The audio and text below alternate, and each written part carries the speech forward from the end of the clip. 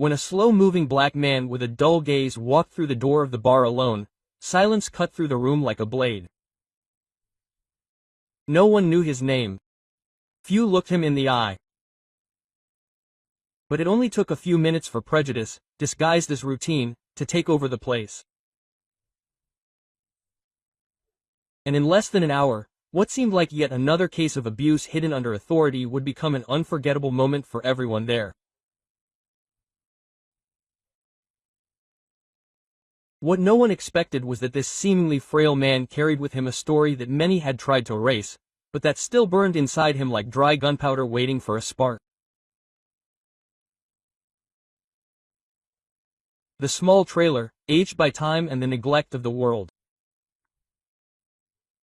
It was located far from the other buildings in the village, near a dry plot of land where not even weeds grew. There lived Miles, a black man of exactly 78 years old, whom few called by name.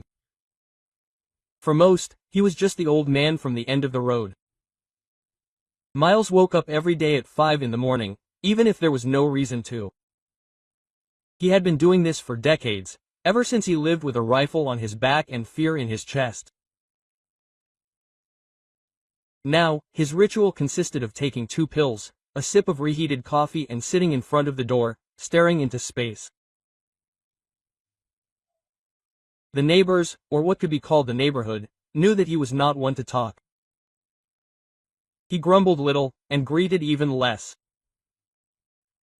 He received his government pension every month and spent it on the basics: canned food, blood pressure medication and the occasional hygiene item.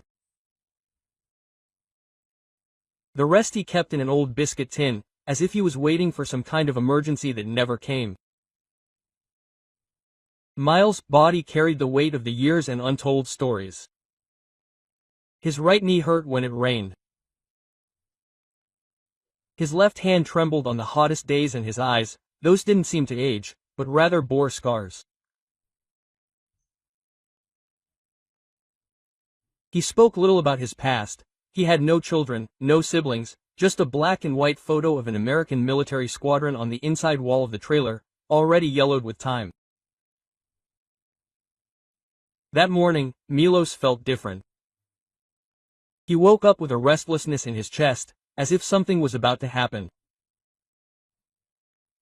The heat was unbearable and he didn't even bother to put on his worn-out jacket. He saw the military cap on the table, a simple, faded cap with the symbol of the United States Army, and put it on his head almost by instinct. Maybe it was because he missed feeling like he belonged, or maybe he was just tired of being silent. He walked for more than 30 minutes to the city center. Each step was an effort. His back no longer obeyed him. As before, the dust from the ground stuck to his old boots.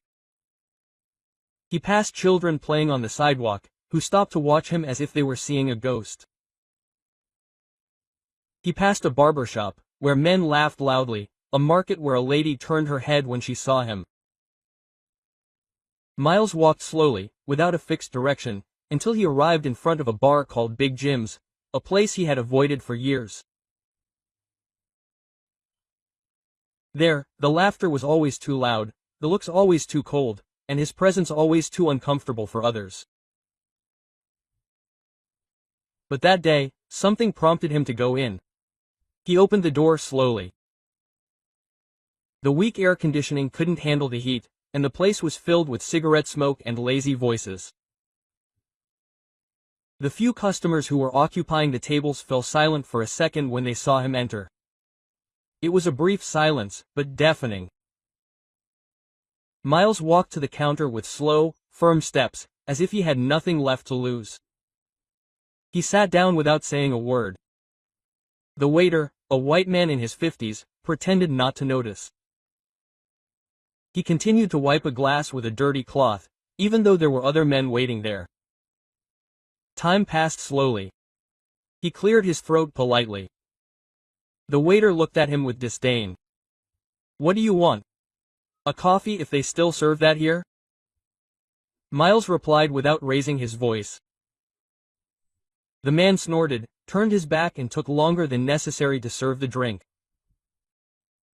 When he brought the mug, he placed it on the counter with unnecessary force, splashing liquid. Miles thanked him with an almost imperceptible nod. At the back of the bar, two men in uniforms with the local police crest watched the scene. They were known throughout the city. Officer Reed, the youngest, blonde, always smiling, and Sergeant Dolson, an older man, bald and with cold eyes like stone. Neither of them liked dealing with strange people. To them, Miles represented exactly that, a piece out of place. "Look who decided to get out of the hole today," Reed said loudly, loud enough to be heard throughout the bar. Miles didn't react. Quote, "You're lost, Grandpa. The nursing home is 2 blocks over there." Dawson laughed, but didn't say anything. He just watched like a predator studying its prey. Miles remained silent. He took another sip of the bitter coffee and looked toward the window, ignoring the insults, but that only fueled both of their vanity. Quote, "Hey, I'm talking to you." Reed stood up, approaching. "You know how to read the sign outside. It says welcome, but it's not for just anyone, understand?" It was then that Dawson also stood up slowly and came to the counter. He leaned next to Miles, who now had his hands resting on his knees, trying to contain his trembling. Quote, "Where are your documents, old man? Do you have an ID?" said Dolson, already touching Miles' shoulder firmly.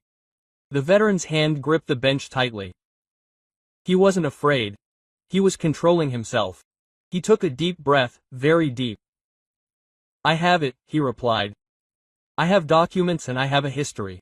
The police officers laughed. At that moment, the bar went silent again and, for the first time, someone there realized that this man was not just another old man. The silence after Moss's sentence seemed to have changed the air inside the bar. For a moment, even the most indifferent people wondered who this man was, but what came next was the opposite of respect. "History, the only history, old man. How do you keep bothering people and wanting to be treated like special?" grumbled Officer Reed, now closer, leaning against the bar, as if challenging Miles to react. "There are plenty of veterans out there." "Inventing a medal to earn a government pension," completed Dawson, looking at Miles with contempt. Miles didn't answer. He just carefully took his wallet out of his back pocket, as if making a gesture repeated so many times that it had become a ritual. He took out his ID with trembling fingers and placed it on the counter, turning it over slowly, almost ceremonially. Dawson took the ID, looked at it disinterestedly, and tossed it back on the counter. "It may be real, but it doesn't change the fact that you're not welcome here." The officer's words fell hard. Miles took the ID, put it back in his pocket, and finished his coffee in silence, but inside something was boiling. For decades, he had swallowed this kind of treatment.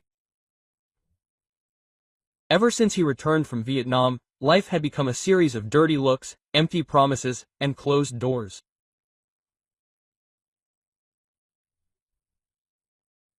When he arrived in the United States in the 1970s, hoping for recognition, he was met with indifference, and when he realized that his skin color remained a silent sentence, he learned to keep quiet, not out of cowardice, but out of survival. Even among veterans, it was common for black people to be left out. Their traumas were treated as weaknesses, their combat accomplishments ignored. Miles had learned not to expect gratitude, but that scene in that bar Moldy, with 2 police officers treating him like dirt, seemed like the final straw. As Sergeant Dolson continued to make jokes about useless old men and government parasites, Miles closed his eyes for a moment. His heart was beating fast, his body was sweating despite the air conditioning. He could feel his hands starting to tingle. This wasn't a flashback to the war, it was the present, with the same old contempt on his face. He stood up slowly. "Where are you going?" Reed asked with a half-smile on his face. Call someone who still knows what honor is, Miles replied without raising his voice and walked to the door with slow but firm steps. The bar fell silent. Outside, the sun burned the asphalt. Milos took out the old cell phone he carried in his shirt pocket. It was an outdated model with a scratched screen and a physical keyboard. He dialed a number he had memorized for decades and rang only once. Going to Fort Higgins, Private Martinez, how can I help you? Miles took a deep breath. This is Sergeant Miles and Johnson. I need to speak to Colonel Harper. Quote.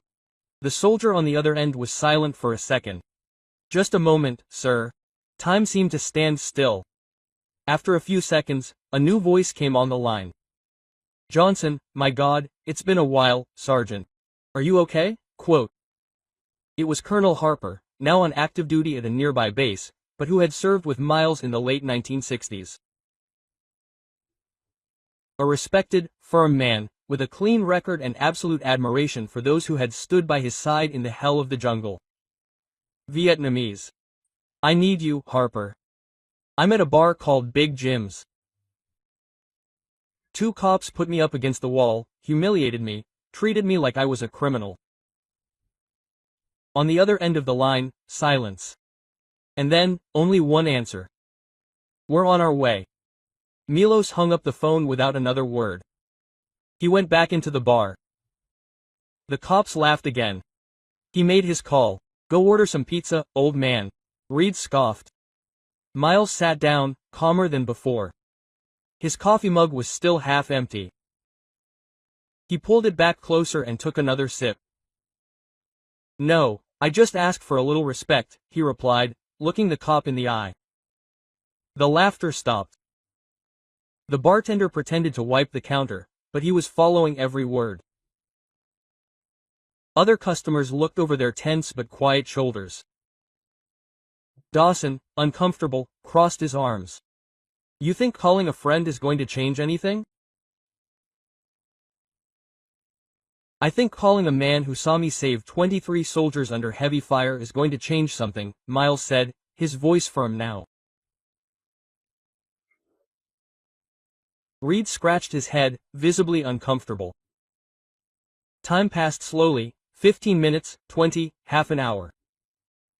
Outside, the low sound of engines began to get closer. And there, in that moment, Miles was no longer the lonely old man from the road. He was a man waiting for his dignity to be restored. The bar seemed suspended in time. The fan turned lazily on the ceiling, spreading the smell of grease and cigarette smoke. The side conversations had ceased. All that could be heard was the clinking of glasses, the scraping of chairs and the engines getting closer. Miles, sitting silently at the bar, kept his eyes fixed on the door, not in anticipation, but in the certainty of what was to come.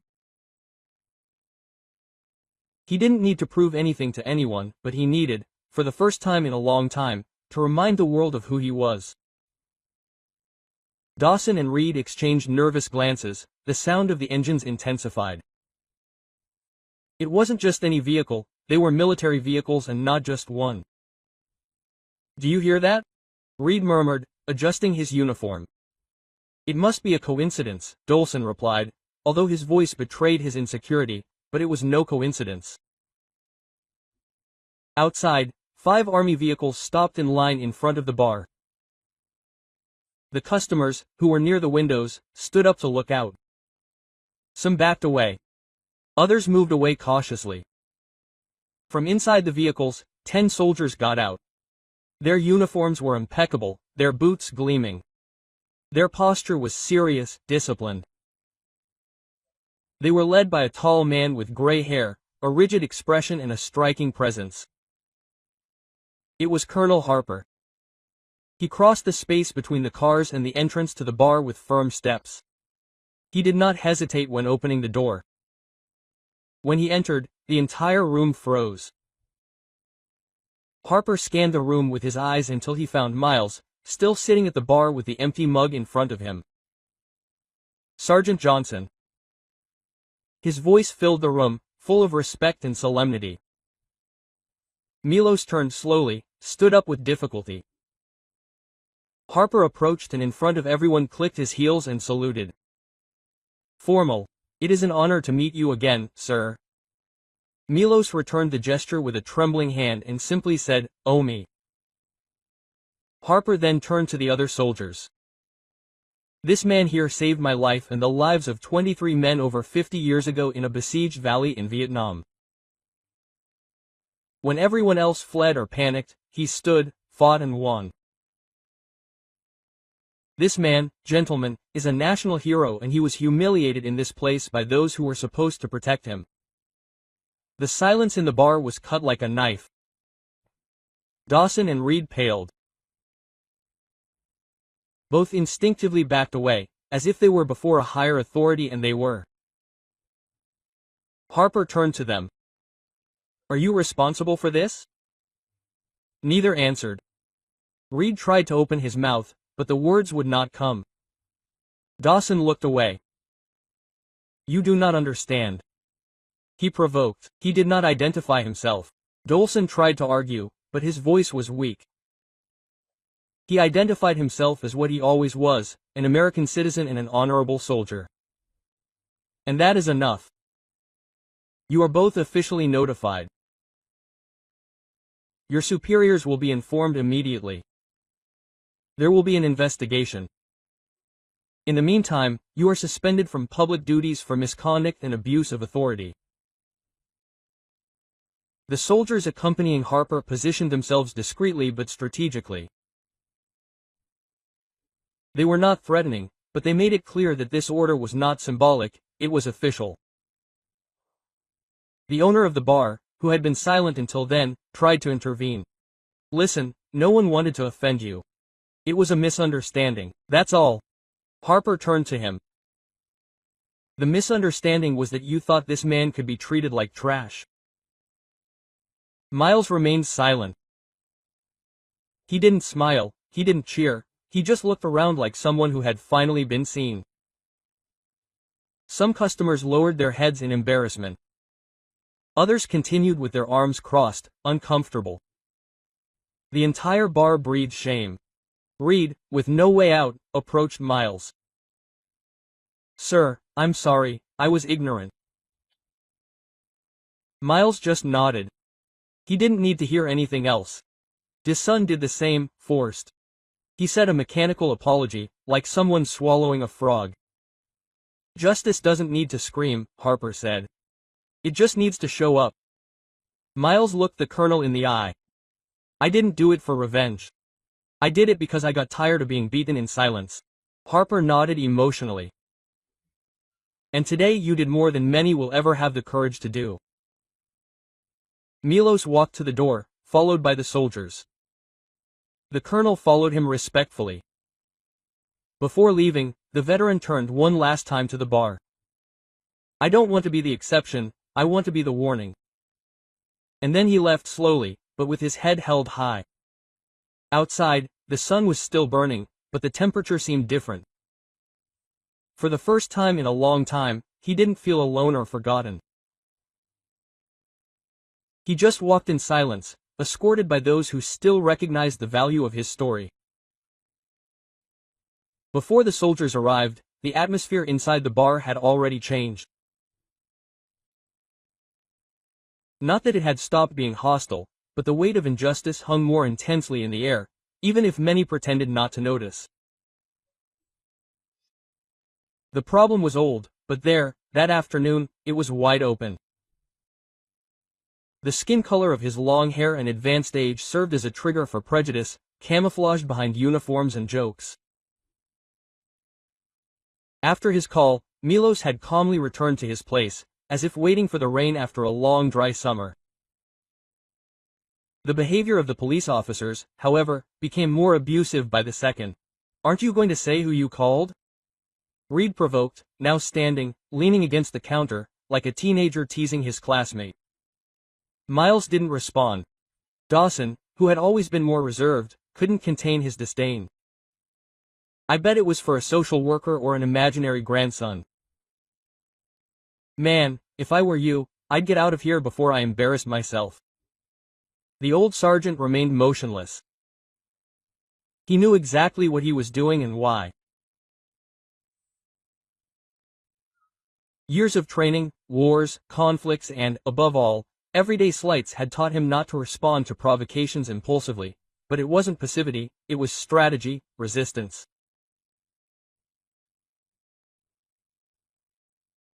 The lack of reaction bothered the police officers even more, as if Miles' calmness was in itself a, "Look, let's get this over with," Dolson said in a falsely profane tone. "ID. Come on. This is standard procedure." Miles looked him straight in the eye. "You've already seen my ID. I want to see it again." Miles pulled the same document out of his pocket, calmly handing it over. Dolson took it, looked at it, and placed it on the counter. Miles Edward Johnson, born 1947, Sergeant, read it aloud, as if revealing something suspicious. "That's right," Miles replied firmly. "Army retired, Vietnam." "Yeah." Reed smirked. "I bet you've seen every inch of the jungle, haven't you?" "I've seen more than you could ever handle," Miles replied without blinking. The answer left Reed disconcerted, but he quickly covered it up with a nervous laugh. "Listen, this isn't a military base. We're the authority here," Dolson said, trying to regain control of the situation. That's when Miles did something no one expected.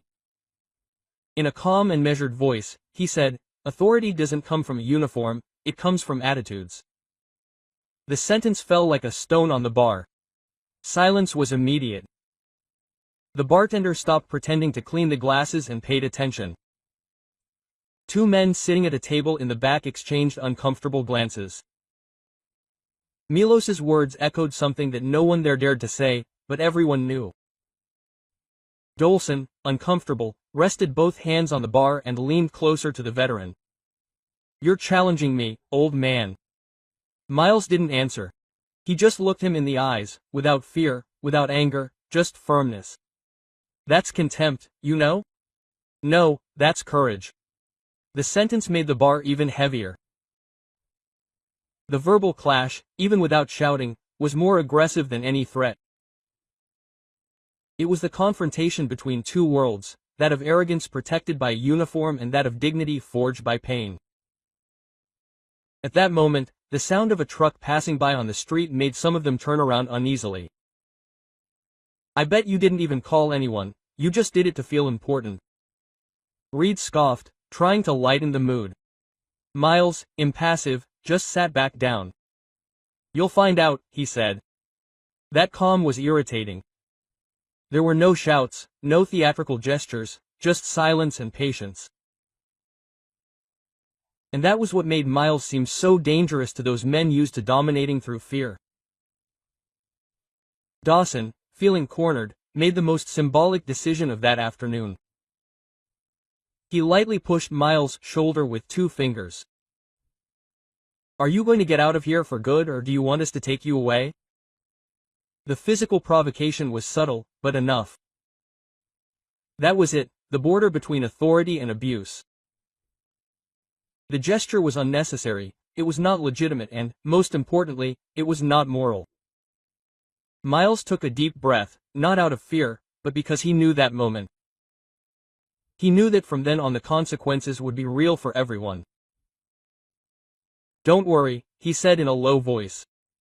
"I won't have to get up. What are you going to wait for, so? Just respect." That word spoken so calmly was no threat. That was what he wanted. No justice with his own hands. No shouting, no violence, just respect. It was at that moment that the sound of the engines began to intensify. Different from the usual noise of the city, it was a coordinated, heavy, rhythmic sound. The bar's customers looked at each other. Some began to stand up without knowing exactly why. Outside, the movement even caught the attention of the neighbors. People came out to see the military vehicles parking, the soldiers getting off inside the bar. The police looked at each other, trying to hide their uneasiness. Miles looked ahead as if he had been there before, as if he knew exactly how everything was going to happen. And then the door opened. Colonel Harper entered and the game changed. Colonel Harper's entrance could have been an immediate relief for Miles, but it wasn't. Not automatically. Respect had finally arrived, but with it also came a deep reminder of how much he had to endure, swallow, keep quiet and bleed to be seen.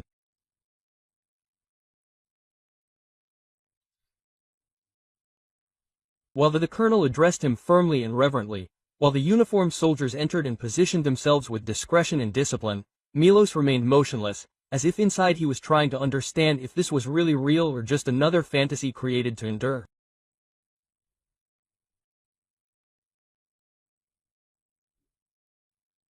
The sleepless nights, when Harper saluted and called him Sergeant Johnson, a part of him broke inside, not out of sadness, but out of memory, because it had been more than 40 years since anyone had called him that.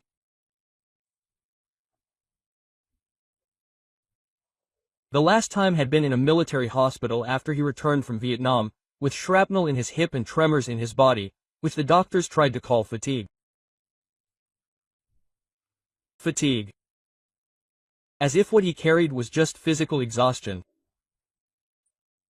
As if the sound of screams, gunshots and blood would disappear with painkillers. Since then, no one has treated him with dignity. He was dismissed with a handshake, a standard letter from the government and the promise of a pension that never covered everything. He rented a trailer, went to live on borrowed land and slowly began to be erased, not by age, but by the indifference. There in the bar, surrounded by people who barely knew his name, Miles realized something cruel. People only look at you when someone important looks at you first. And that hurt more than any combat wound. He turned his face discreetly, trying to contain his emotion, but Harper could tell. Quote, "Are you okay, Sergeant?" he asked sincerely. Miles nodded, but everything wasn't okay. It was as if years of invisibility had suddenly found a spotlight. But he didn't want applause, he didn't want fame, he just wanted to not have to call someone important to be respected. The officers were paralyzed. They had nothing left to say. Reed tried not to show fear, but his sweaty hands and wrinkled shirt said it all. Dawson looked at the floor, knowing they had gone too far. Quote, "You humiliated a decorated soldier," Harper said with the coldness of someone who does not accept empty excuses. "A man who served this country under conditions that you could not even bear to hear." The colonel's words hit like a dry blow. Milos just listened in silence. He did not want to brag, he never did. But hearing those words spoken by someone like Harper, it affected him. Quote, "Take a good look at this man," the colonel said, "because if today you have the right to wear this uniform, it is because of people like him." Dawson tried to react. "We did not know, sir." "Not knowing is no excuse," Harper interrupted. "Your mistake was not ignorance, it was arrogance, it was prejudice." The entire bar remained silent. No customer dared to intrude. The bartender remained standing behind the bar, as if he were part of the furniture. He knew that what was happening there went far beyond an argument. It was a settling of accounts with silence. Harper then walked over to Miles and spoke personally. "I remember you on Hill 85, when the radio broke and everyone thought we were going to die there. You were the one who kept the troops standing. You were the one who crawled 200 meters with your back punctured to call for backup." Milos looked at the colonel for the first time with tears in his eyes. "I thought no one else remembered that. I remember it every day because I'm alive because of it." The soldiers behind the colonel remained silent, but on their faces there was respect. A respect that was not demanded, but felt. A respect that did not come from rank, but from history. Harper turned to Reed and Dawson. You two are officially out until further notice. Internal affairs will take care of the rest. Reed mumbled something like sorry. Dawson felt it with a forced nod, but for Miles that was not enough. There was no anger on his face, just exhaustion. The kind of exhaustion that comes not from age, but from neglect. Harper touched lightly on Miles' shoulder. Let's take you home. There's a car outside, and if you need anything at all, you have my direct contact. Miles nodded again. He walked to the door with the colonel at his side, and as he passed the counter, he left a note saying, "Oh," by the coffee mug. He didn't say anything else, but his silence at that moment screamed louder than any speech. Outside, the sun was still burning, but something had changed. Not just there in that bar, but inside everyone who watched. They would never forget that day, not because of the soldiers, not because of the punishment, but because they had finally seen it. And what they saw was someone the world had tried to erase, standing up silently and being impossible to ignore. That call made on an old cell phone with a cracked screen was not just a call for help, it was a silent scream from someone who had spent his life being ignored and who for the first time in a long time, chose not to accept it anymore. Outside the bar, the sound of the engines still echoed between the buildings of the small town. The military convoy remained parked with almost surgical precision. The vehicles had no flashing lights, no sirens, no racket, nothing that seemed spectacular or exaggerated, just a firm, strong, silent and unquestionable presence. Inside the bar, the soldiers maintained their posture. Some had their hands behind their backs, others had their arms crossed. They didn't intimidate anyone directly, but they also left no doubt. They were there out of respect. They were there for Miles. Harper, the colonel, was now walking side by side with Miles towards the exit. I got the call and thought it was a joke. You disappeared, Harper commented in a low voice. I didn't disappear, I was just forgotten, Miles replied simply. Harper stopped, took a deep breath. I never forgot you, Sergeant. You saved my life, and even so I had to call you so someone could hear me. The colonel felt the weight of those words. There was no way to respond. Miles was not being rude, nor spiteful. He was simply exposing what was obvious. That man who had once been called a hero was now ignored by those who should have been protect him. When they reached the sidewalk, one of the soldiers opened the door of an armored military SUV, offering to help Miles get in. He declined with a gentle nod. He was tired, yes, but not weak, not yet. Before entering, he turned to look at the front of the bar. Big Jim's said on the sign with peeling white letters. It was a commonplace, one of those bars that exist in every city in the United States. A place where people talk about football, politics, cheap beer. A place where for many he should never have entered. But he entered not out of pride, but because he wanted to be treated as an equal and was treated as a threat. All because he was black, old and silent. Harper approached him once more. Let's take you home. Then we'll talk calmly. Miles nodded. Already inside the car. As the convoy prepared to leave, the colonel asked to get in the vehicle with him. The two sat side by side. On the way back, the colonel broke the silence. You know, sometimes I think that coming back from the war was harder than being in it. Back there we knew who the enemy, Miles replied without hesitation. That sentence echoed inside the car for a while. They passed through quiet streets, where children played, where families shopped as if nothing had happened. The city went on with its rhythm, ignoring that one of the greatest examples of silent dignity was there, a few meters away, being taken back to his small trailer. When they arrived, 2 soldiers got out to open the rusty gate. The colonel got out with Miles, walking slowly to the improvised porch. "How long have you lived here?" Harper asked, looking at the worn-out trailer.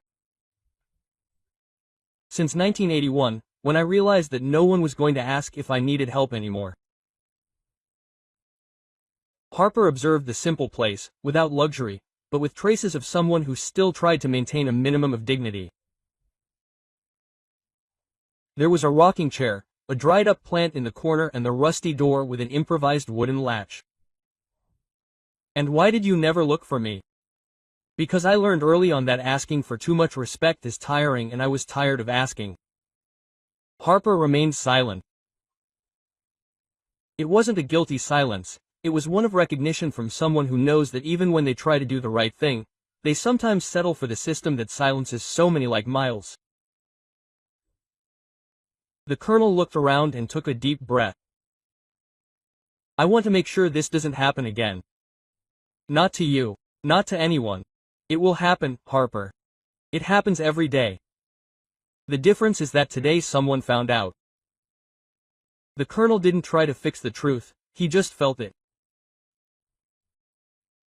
Before leaving, he looked someone in the eye and said sincerely, "If the army had more people like you, the country would be different." Miles smiled for the first time that day. A short, almost imperceptible smile. But genuine. "If the country respected people like me more, perhaps the war wouldn't have been necessary." The colonel held out his hand. Miles shook it tightly. "Thanks for calling," Harper said. "Thank you for coming," Miles replied. The convoy left in silence, without noise, without a spectacle. All that remained was the sound of the gate closing and Milos sitting in the rocking chair, facing the end of the afternoon with a relief in his chest and a peace in his soul, even if only for today. The sun was already high in the sky when the engines began to be heard. They were not ordinary vehicles. There was something different about those sounds. There was a cadence, a presence, something that made even the most distracted people turn their heads. In the city center, Big Jim's bar was fuller than usual for a weekday afternoon. The buzz at the tables had returned, but muffled, as if the entire place knew that something out of the ordinary had happened, even if many still didn't understand what. Inside, Milos had already left, although taken respectfully by the military convoy, but the effect of his presence still hung in the air. The sound of the engines intensified. People began to leave the stores and establishments around them. Some curious people were already filming with their cell phones. It was unusual to see so many army vehicles driving around a small town without any prior warning, but it wasn't an official operation. There was no alarm, no rush. It was something much bigger than that, a much quieter day.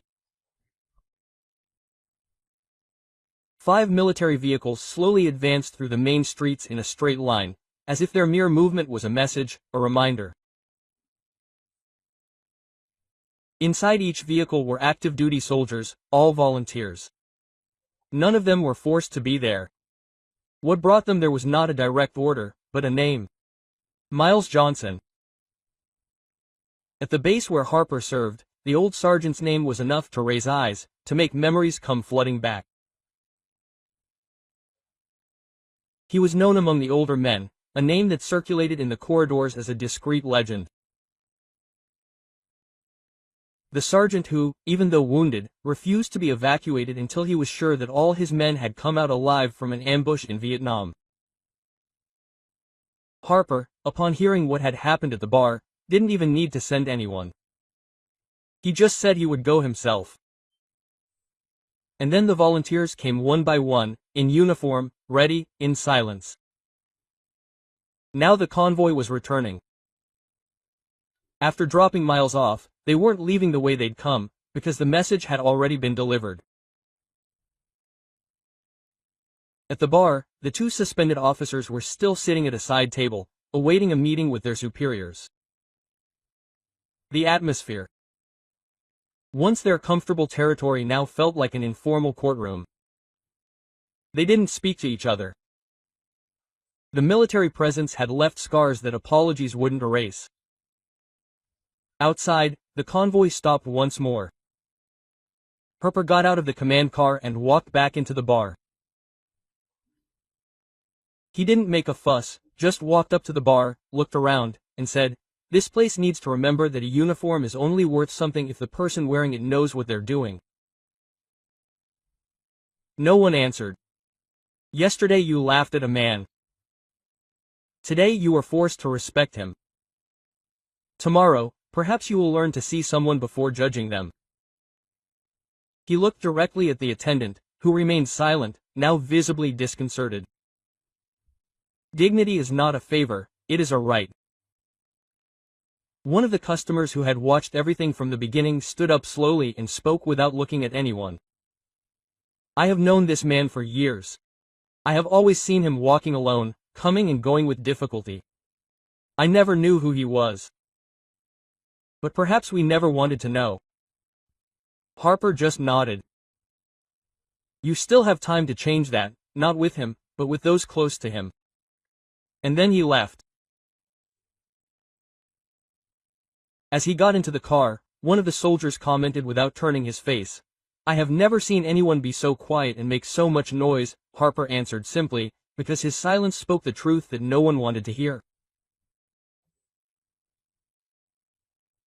The convoy moved again and, as the cars disappeared into the horizon, the name Miles Johnson had ceased to be just the old man from the trailer. He was now the man who, with one phone call, reminded the entire city of what respect means. There were no headlines, no social media going viral about the case.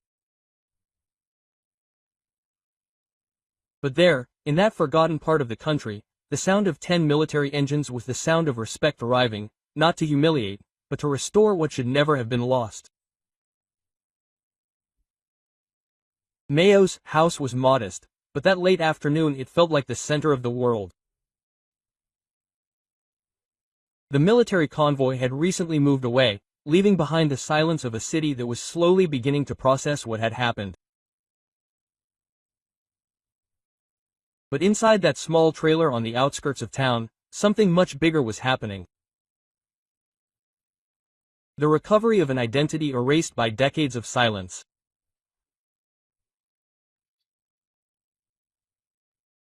Miles sat in the rocking chair, as he did every day, but this time it was not to escape the world, it was to observe it, certain that, for the first time in a long time, he had been seen as he truly was, a man worthy of respect.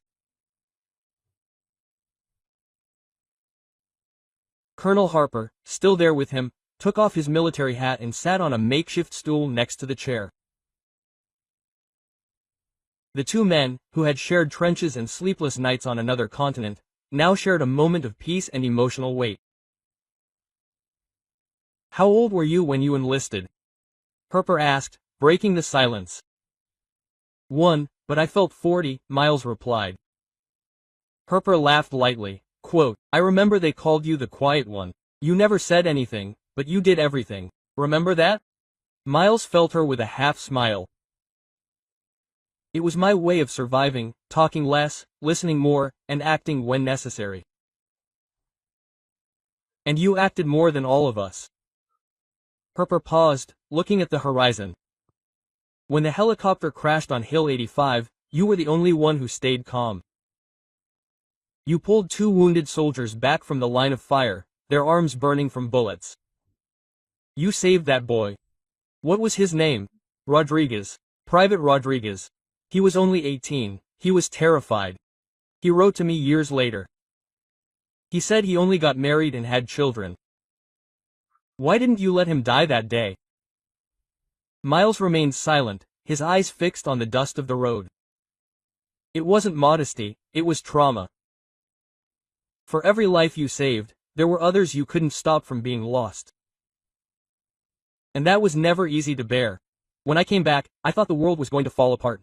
Quote, be different, Harper confessed in a lower voice. But I was wrong. It was never fair, it was never grateful. You still managed to have a career, Harper. You rose, you commanded, you were respected. Yes, but to this day the bravest man I have ever known has never risen above the rank of sergeant, Harper said, looking at Miles. That phrase carried more than praise, it was recognition, it was a historical correction, albeit a symbolic one.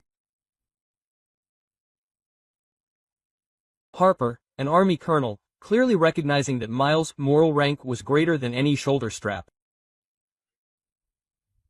The old sergeant shifted in his chair. I never wanted to rise, I just wanted to come back in one piece. I couldn't, but I tried. You came back in one piece more than many who pretend to have won something, Harper replied. Outside, the dust was rising as the wind blew. The heat was dying down and the sky was beginning to take on orange hues.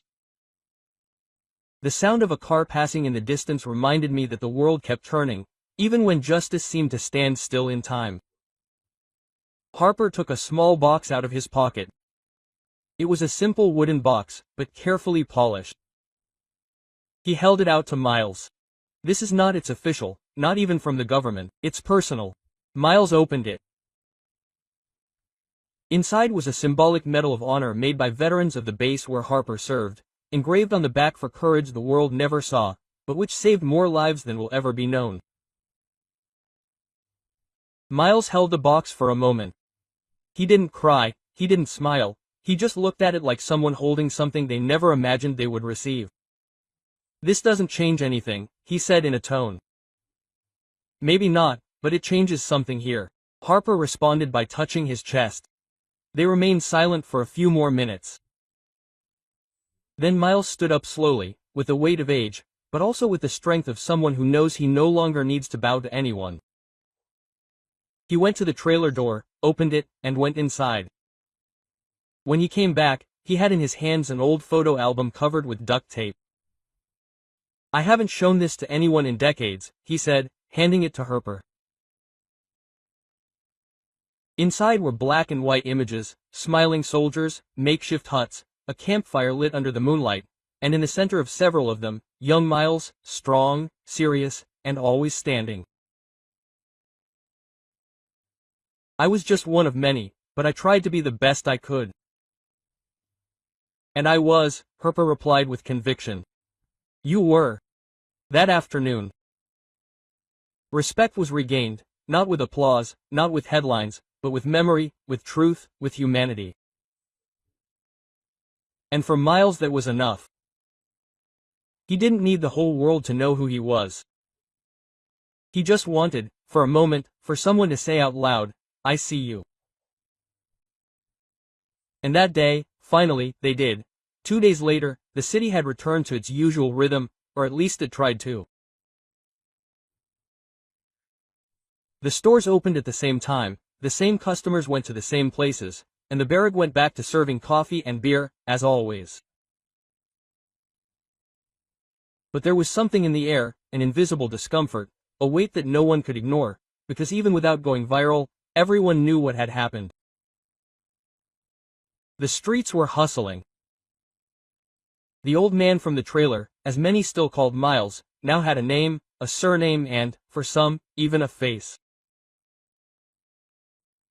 The story spread by word of mouth among neighbors, shop assistants, attendants and even in the local police station. At the center of the storm were the 2 police officers, Dolson and Reed, both of whom had been officially suspended, awaiting an evaluation by the Internal Affairs Department, but they were punished immediately. Unlike other scandals that were hushed up due to lack of evidence, this story was different. The presence of the colonel, the military and the voluntary mobilization of the local base had left a trail of forced respect and real shame. Desun, the oldest, was well known in the city. He had held a position of trust for years. He had always had the support of merchants and authorities, but at that moment no one greeted him like they used to. Some avoided eye contact, others simply ignored him completely. The younger one still tried to feign indifference, but he could no longer contain his discomfort, not with the whispers, not with the looks, not with the silence.